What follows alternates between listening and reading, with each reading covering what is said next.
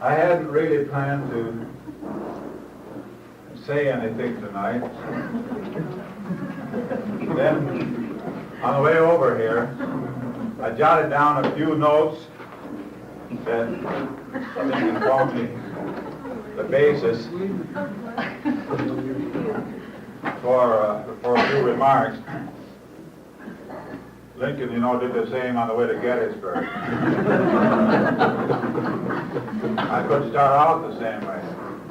I could say 20 years ago, our forefathers brought forth mothers. It should be right. No, I didn't really edit this speech, if you want to call it that. I wrote it out, and there may be errors in it. There may be mistakes, but I will try my best to correct them as I go along if I discover I've made a mistake. We have waited a long time for this.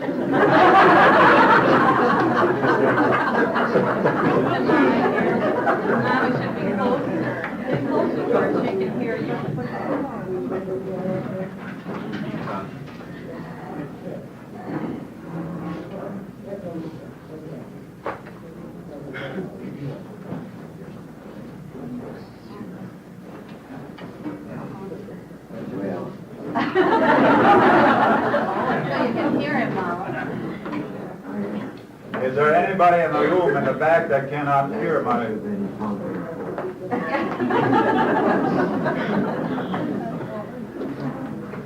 We have waited even longer for this.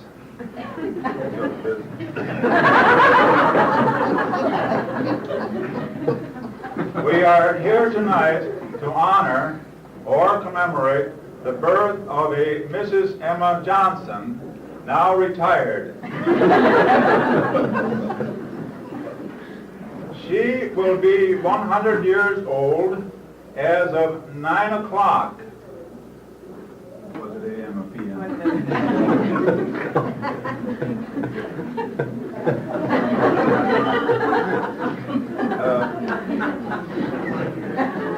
She's not sure. Let's give or take a few hours, depending on whether it was Eastern Daylight or Central Standard Time. I doubt that she or the assistant had a watch, or even a calendar. So it may not be verifiable or significant anyway. No, significant, period. Anyway, I have not been able to contact the midwife.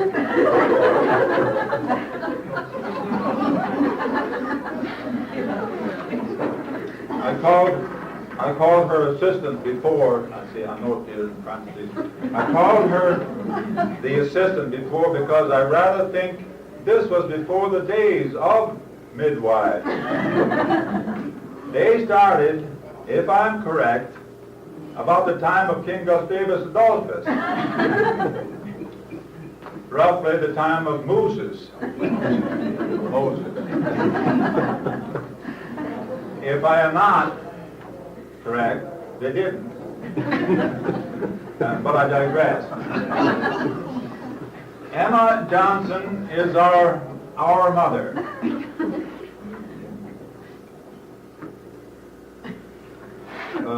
That is, three of our mothers, not all of our mothers. Also, three of our mother-in-laws. Also, lest I slight anyone, she is also seen as grandmother, grandmother-in-law, great-grandmother, great-grandmother-in-law. No, strike that last one. Strike that last law. Sister, sister-in-law, brother, second cousin, and an in-law. In each case, under in-law is understood unless otherwise stated.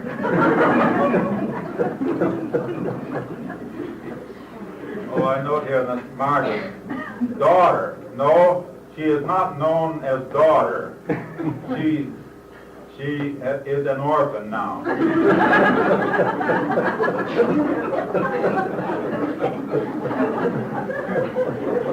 She's known also as aunt, great aunt, second cousin, twice or three times removed. I can never figure that out. Another, or she's known as another mouth to feed. No, that isn't quite right about the home. She is known much more than that, I am sure, as a person, as a God child to whom care and loving, tender care can be given to. She is known also as a respected citizen. This was before the senator left. And voter, you have to say. And also as a news item. And friends, of course, close friends and neighbors in Tustin. Some of you are here. Some of the Anderson family in Tustin. And could you raise your hand, you people who used to live in Tustin, that is, your relatives. I meant non-relatives. It was Thelma Anderson and Barbara, although she wasn't born at the time. And Rose married one of the Anderson boys. But have I missed anyone?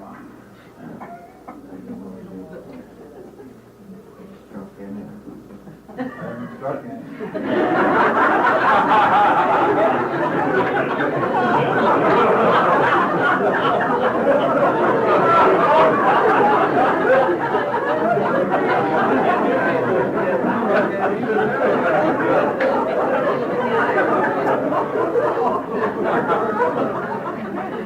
Well, I have to be flexible. That's not in the script. And I don't know how to respond right now.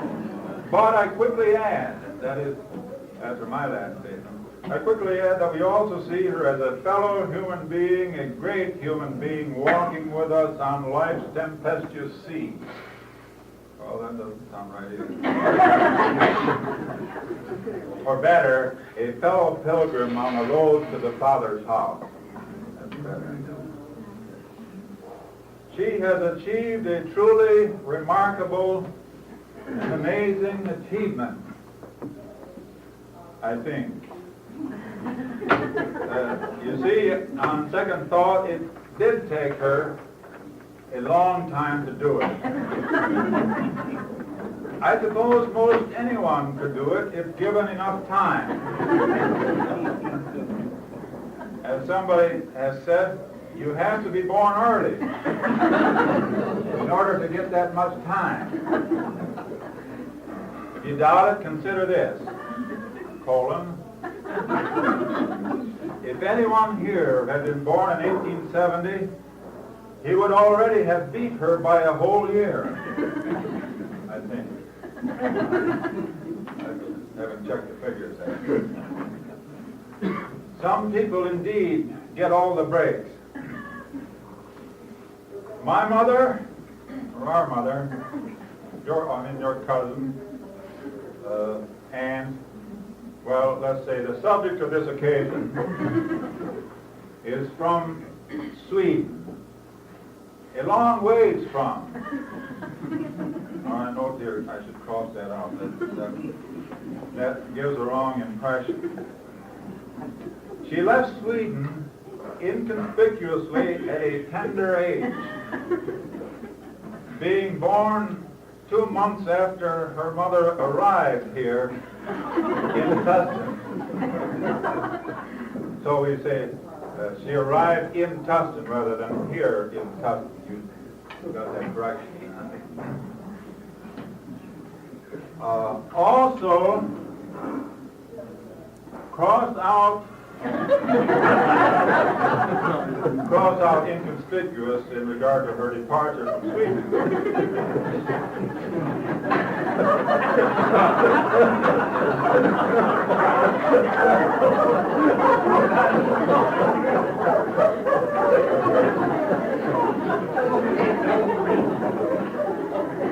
Now, her parents weren't sure who the new arrival was.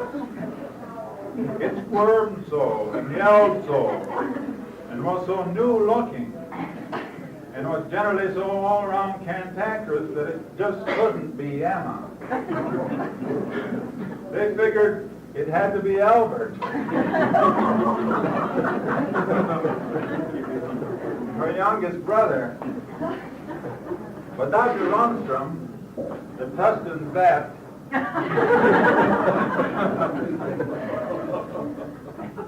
checked the arrival carefully and took his fingerprints and ruled out Albert. My friend Albert is with us tonight, and we're very happy to have you, even though I put you in a sort of a joke here. You understand that?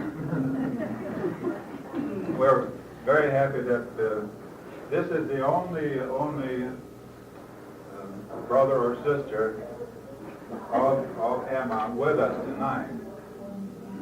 Plenty of other relatives, but this is the only brother. She has one sister alive, but her kid sister, who is 89, but she unfortunately has had a stroke recently and is in fairly serious condition.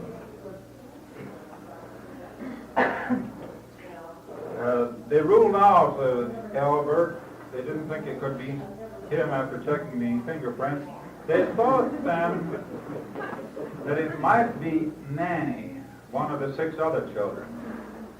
They weren't in fact sure, but Emma had already been born to someone else, perhaps to one of the Grants. There were neighbors there. They had heard there were a lot of emigrants.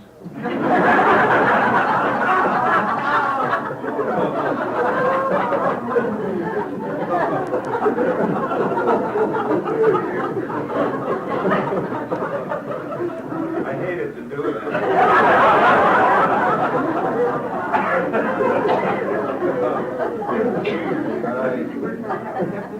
I try not to sing so low again.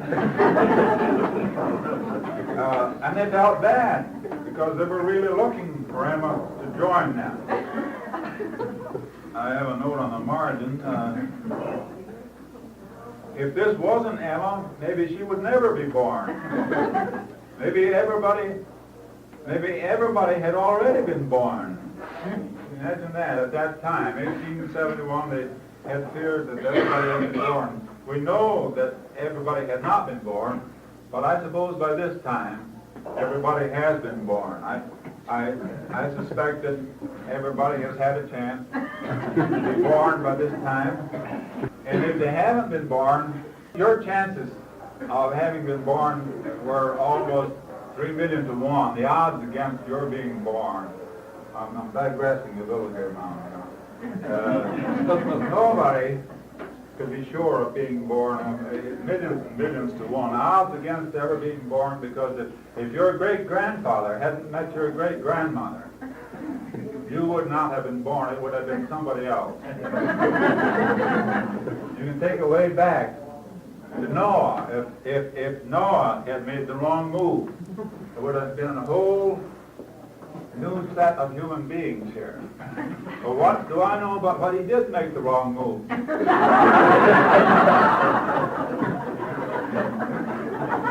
other words, I doubt very much that you are here. It's another bunch of people. I digress.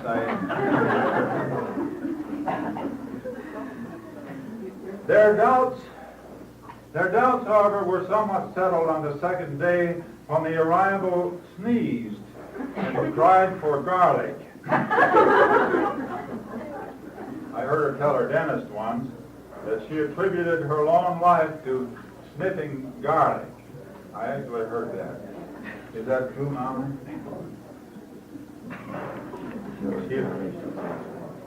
Garlic is all right, she said. And I heard of one man who lived on garlic alone for 75 years. He had to.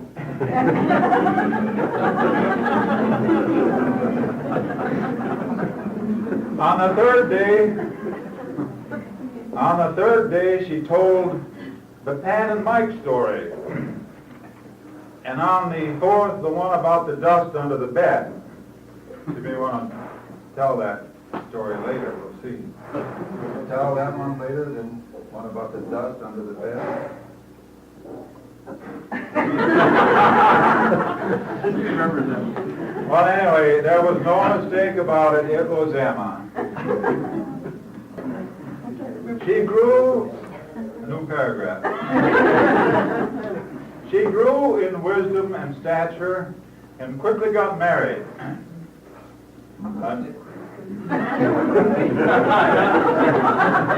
That's not so quick. She got married quickly once she started. I note here, not soon, though. But quick once she started getting married. That's what I meant. She didn't start till she was about my age. The age I got married, I mean. I was about 35 at the time. And not when Emma got married. I guess I better try that again. She married in her 30s and had 4 children. I was next to last, being born, if I recall correctly, in her late 60s.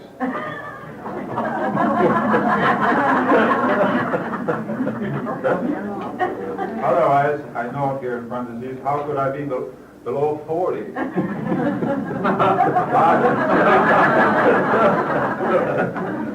have to be logical. Oh, I gave up logic once when I was teaching logic, a unit in logic in class, and I pointed out the major premise and a minor premise and a conclusion.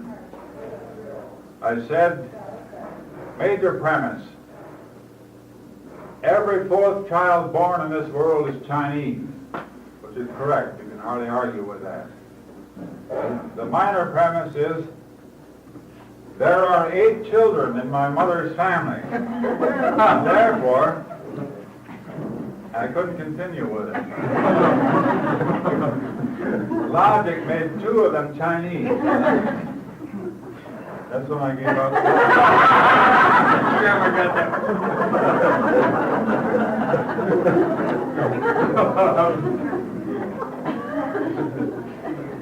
This logic also failed in the case of her 4th child, Stanley, who is on my left, tape recording. If he's Chinese, he hides it well. But levity aside, we're here to honor her on her 100th birthday as a wonderful person and friend, and to thank God for her life and blessing to others. To rejoice that she has served the Lord and her fellow man these many years, and that her path grows ever brighter to the perfect day. I am sure that it was God and not garlic that has been the source of her strength to live usefully for 100 years. Others who are not here today, couldn't make it, rejoice with us and honor her and congratulate her on this, her 100th year of life.